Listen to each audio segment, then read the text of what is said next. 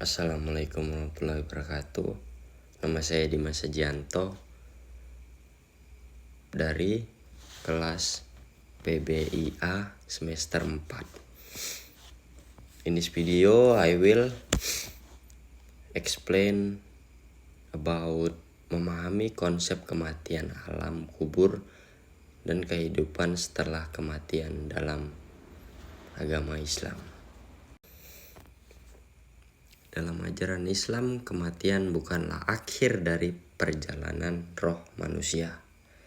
Setelah meninggal dunia, roh manusia itu akan menghadapi pengujian dan pengalaman di alam kubur sebelum hari kiamat tiba. Dalam video ini kita akan membahas konsep kematian, alam kubur, dan kehidupan setelah kematian dalam perspektif Islam. Yang pertama itu ada siksa kubur dan anak durhaka, untuk anak durhaka gitu. Dalam video tersebut yang dosen saya bagikan untuk mengomentari ataupun menerangkan isi video tersebut, yang menurut saya kalau dia siksa kubur dan untuk anak durhaka itu dia ancaman bagi orang-orang yang durhaka itu penggambarannya seperti penderitaan yang mungkin dialami di alam kubur, menggambarkan pentingnya amal soleh dan takut akan konsekuensi perbuatan dosa, apalagi sampai melawan orang tua gitu. Dan yang kedua itu ada pertolongan anak-anak bagi orang tua. Dalam dunia Islam, anak-anak yang soleh dan salihah diyakini akan memberikan pertolongan kepada orang tua yang telah meninggal dunia dengan doa, sedekah, dan amal soleh. Pertolongan ini dianggap seperti upaya untuk meringankan siksa kubur bagi orang tuanya atau mendapatkan keberkahan di alam kubur seperti penerangan di alam kubur.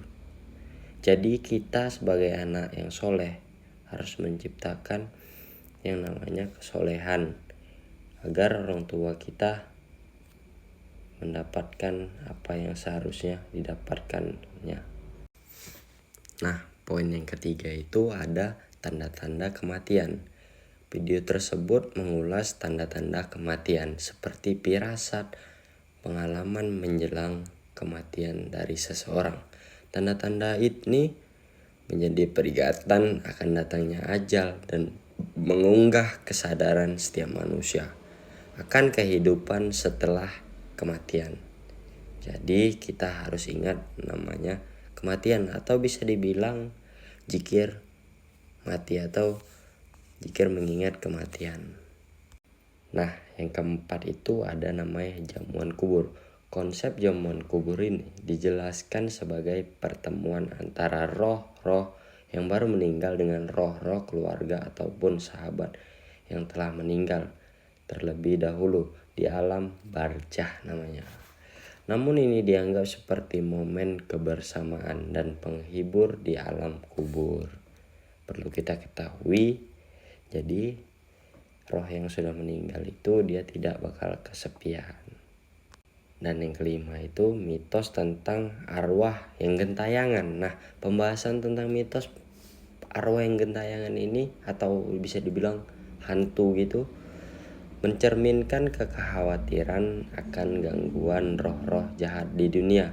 Islam menekankan, ingat, Islam emphasize in the world setelah kematian dan peringatan tentang bahayanya percaya kepada mitos yang bertentangan dengan ajaran agama, apalagi ajaran agama Islam. Jadi roh yang gentayangan itu menurut Islam itu tidak ada. Nah, yang keenam ini peran korin dalam menggoda manusia. Nah, jin korin itu konsepnya jin yang menemani manusia sepanjang hidupnya. Dijelaskan sebagai agen yang dapat menggoda dan menyesatkan manusia.